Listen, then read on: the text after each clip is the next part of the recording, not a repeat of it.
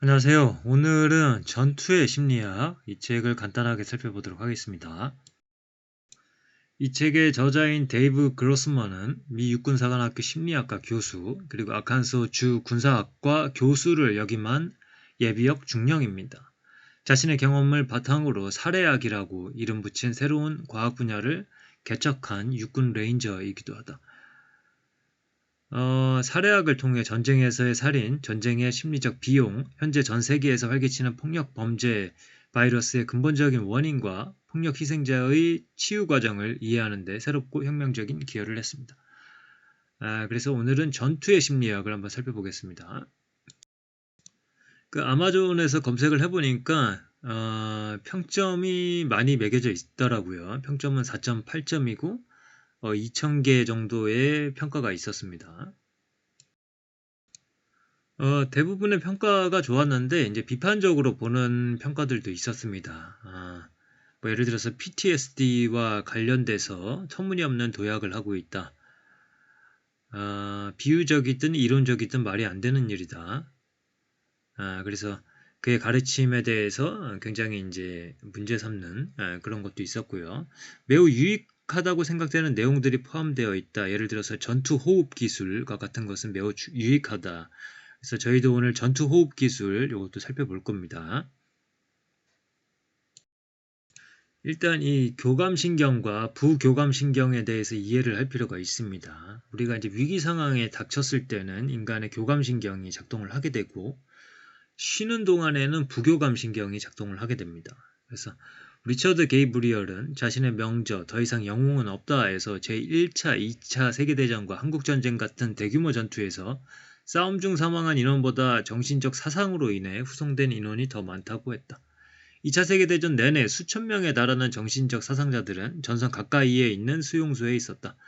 머저나 전투에 복귀하리라는 기대와 함께 전선 가까이에 수용되었다. 드물기는 해도 최악의 상황은 병사들이 60일에서 90일을 쉬지 않고 전투에 참가하는 것이다. 이런 상황에 처한 병력의 98%는 정신적 사상자가 된다.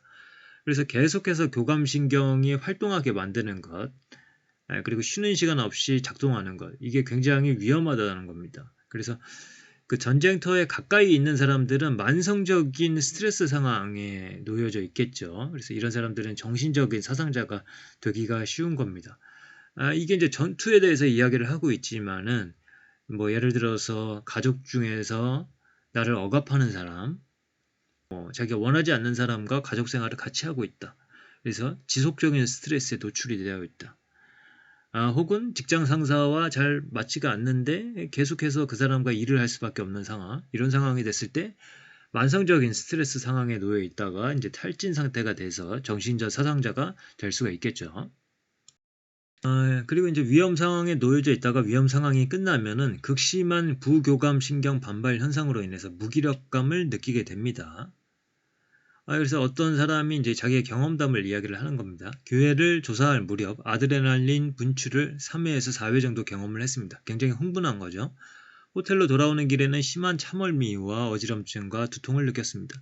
이날 임무 활동에 따른 반발 현상이라는 사실을 알고 있어 저는 전술호흡을 시작했습니다. 덕분에 두통과 어지럼증은 나아졌지만 여전히 심한 피로감을 느꼈고 정신을 차리는데 어려움을 겪었습니다.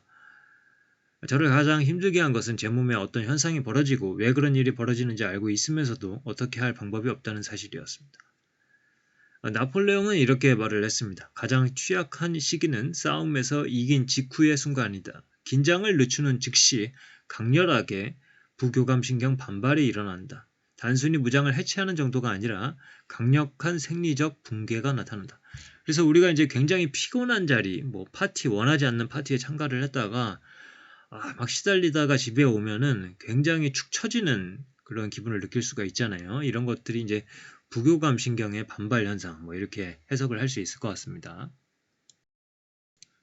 그런데 이 교감 신경이 완전히 활성화가 된 상태에서 잠자리에 들어가면은 잠이 오지가 않습니다. 밤새 머릿속이 복잡하고 심장이 크게 뛰며 몸이 근질근질해서 침대 모서리에 앉아있던 경험이 있는가? 체내에 남은 아드레날린 때문에 이런 일이 벌어지는 것이다. 이 아드레날린을 소모하기 위해서는 맨손 체조, 조깅, 웨이트 트레이닝을 할 필요가 있다. 그런 다음 샤워를 하고 잠자리로 돌아가라. 이렇게 하면 대개는 빨리 잠에 들 수 있다.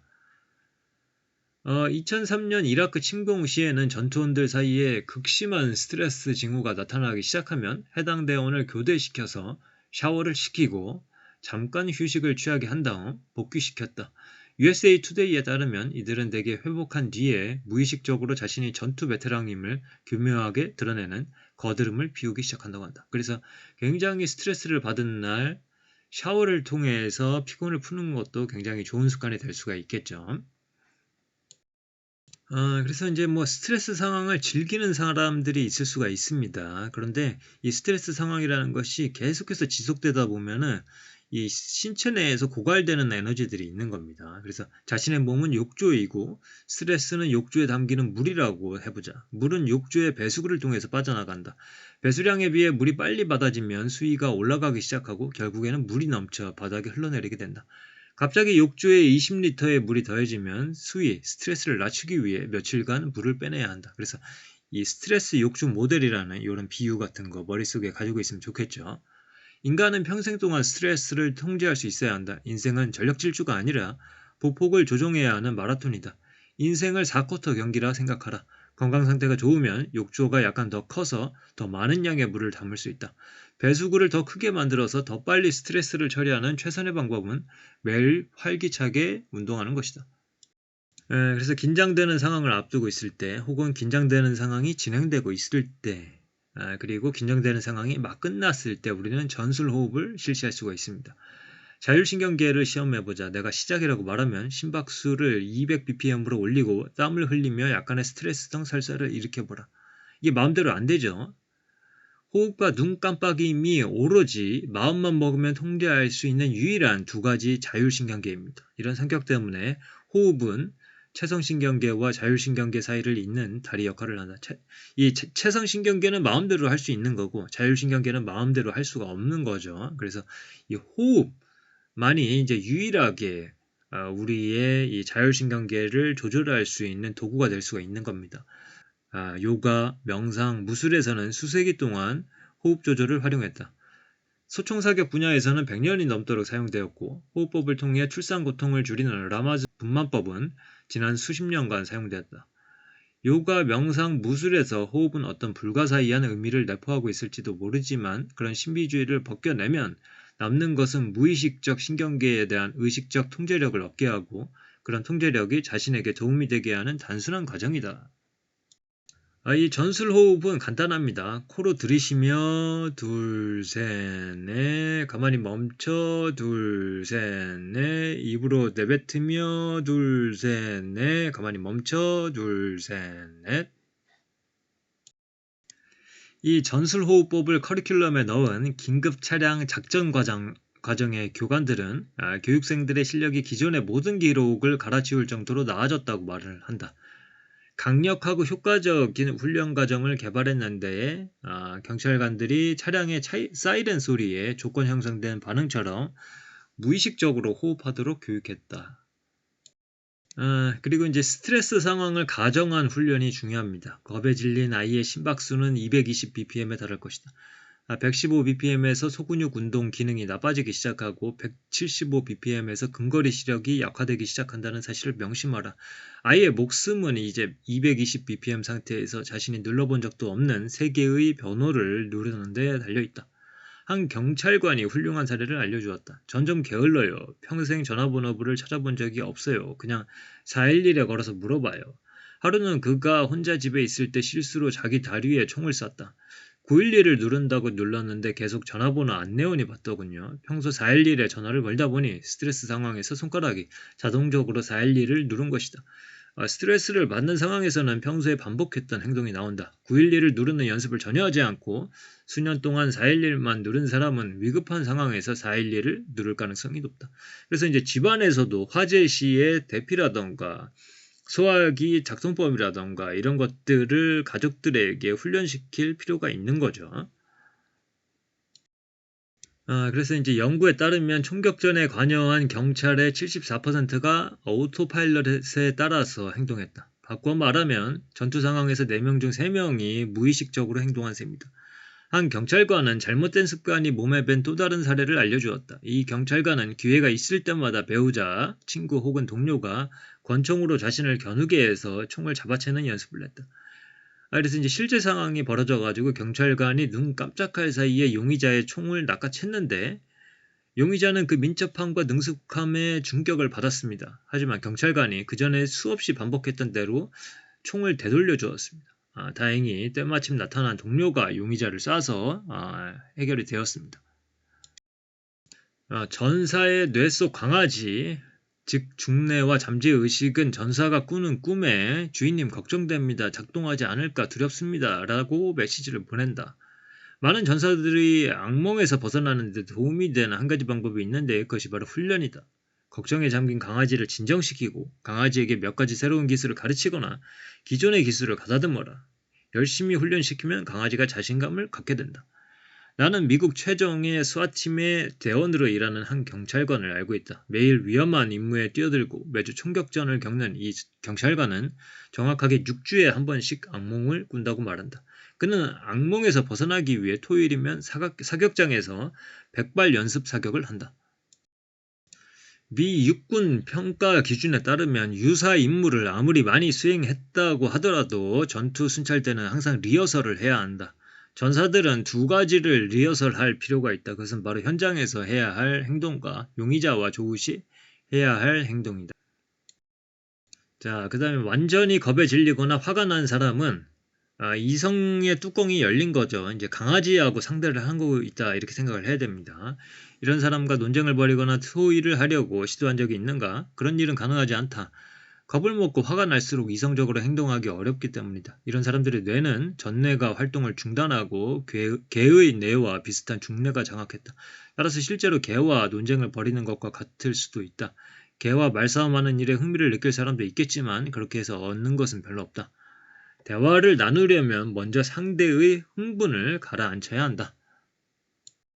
그 다음에 상대방을 이제 놀라게 하는 것, 심리를 이용하는 거죠. 살상력에 뒤지었을지 몰라도 적군을 깜짝 놀라게 하고 심리적 위협을 가하기에는 머스키트 소총이 더 나았다.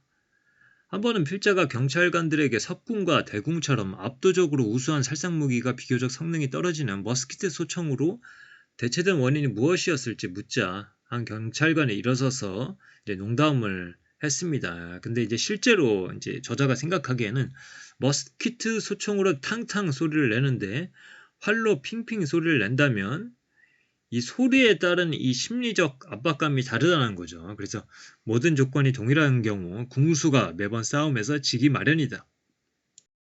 그래서 이와 유사한 것으로 플래시뱅이라는 것이 있는데 수학 같은 경찰 전술팀이 상대를 교란하고 주의를 전환할 필요가 있을 때 사용하는 폭발물이다.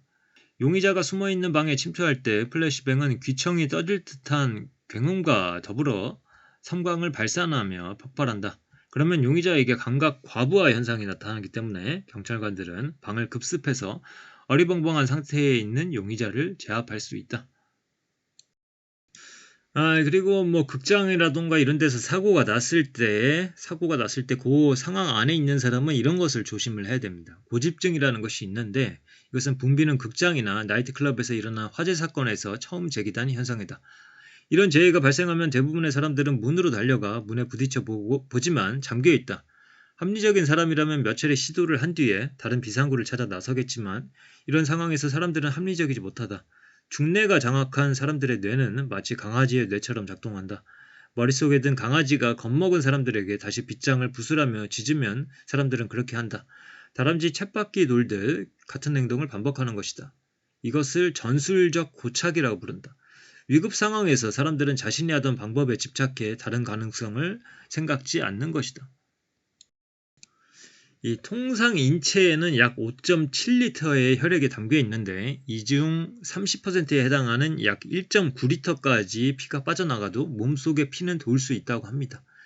이 정도 피가 어느 정도냐면은 시중에 파는 200ml 딸기 우유 10팩을 구입해서 바닥에 부어보라.